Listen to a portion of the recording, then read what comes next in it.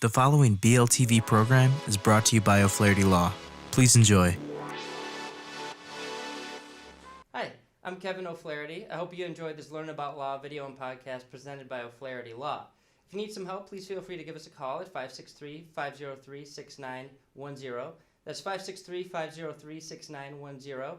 We offer free consultations in many areas of law, and we have several geographic locations for your convenience. Thanks again for watching and listening.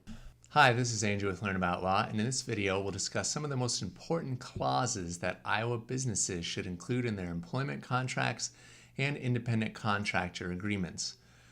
We'll cover non-compete clauses, trade secret clauses, non-solicitation clauses, non-disparagement clauses, and a host of other important items to include in your employment contracts and IC agreements. We'll also go over some of the common but also very important clauses that should be in every contract no matter the business. So the point of these contracts is to protect your business from legal issues, establish clear roles and responsibilities on both sides, outline the services to be performed by the employee or independent contractor, and to create trust and transparency between the business and its workers. Every industry in Iowa will have its own expectations and guidelines, but I'll discuss clauses that should be, again, included in nearly every contract, regardless of the industry. So first, you've got non-compete clauses.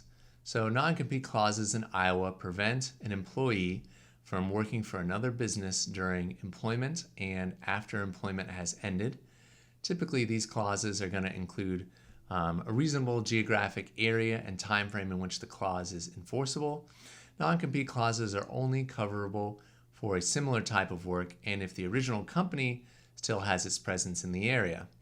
So for example, if Joe was employed by Bob's dental office and his contract included a non-compete clause of 10 miles for 5 years, then Bob's office should assume it is safe from patients leaving the office and following Joe.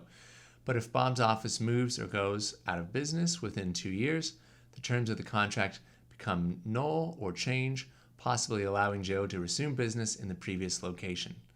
Non-compete clauses are pretty clear-cut for employees, but the enforceability of a non-compete clause against an independent contractor can be ambiguous. If detailed in the contract and signed by the independent contractor, the non-compete could be considered legally binding in court. However, a note to independent contractors, you should be wary of any employee who tries to include a non-compete clause in the IC agreement, as this blurs the lines between being an employee and an independent contractor. Second, we've got non-solicitation clauses.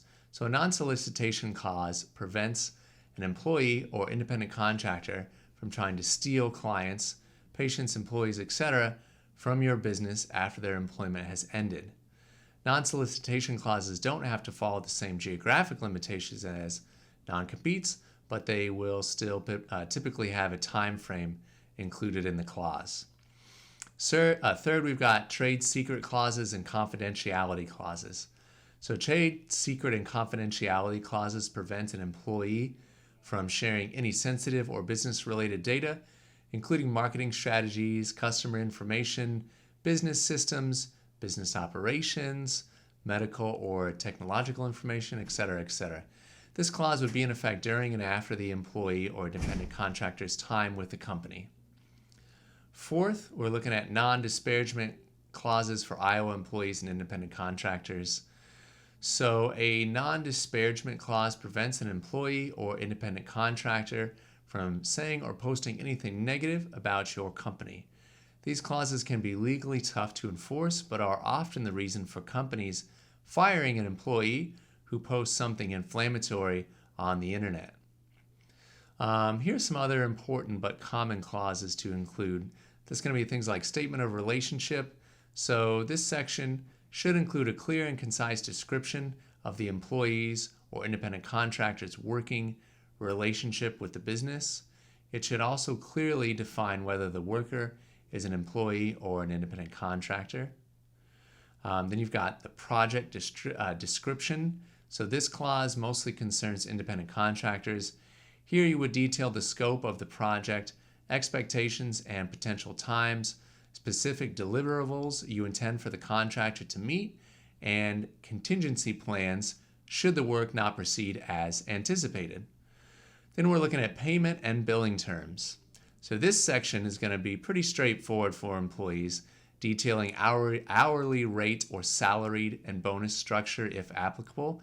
For independent contractors, this section should include at what point during the project payment or a portion of the payment will be made. It may also include reimbursement guidelines. Termination conditions. This is a very, very important clause and should be very clear and descriptive. This clause will outline the rights of both parties to terminate the contract. Typically, reasons will include breach of contract, which kind of covers all the items written in the contract, but it may also include non-payment, failure to meet a certain deadline, etc. To remove any ambiguities, you can include language stating that the contract may be terminated by either party without cause, providing a 3-day notice of termination, or with cause immediately upon the material breach of the contract. As always, thank you for tuning in. Hi, Kevin O'Flaherty again from O'Flaherty Law. Hope you enjoyed our presentation of Learn About Law. If you need some help, please feel free to give us a call at 630-324-6666. That's 630-324-6666. We offer free consultations in many areas of law, and we have several geographic locations for your convenience. If you found this helpful, we'd love it if you'd subscribe to us on YouTube, SoundCloud, Apple Podcasts, or wherever you listen to your podcasts or watch your videos. Thank you so much for watching and listening.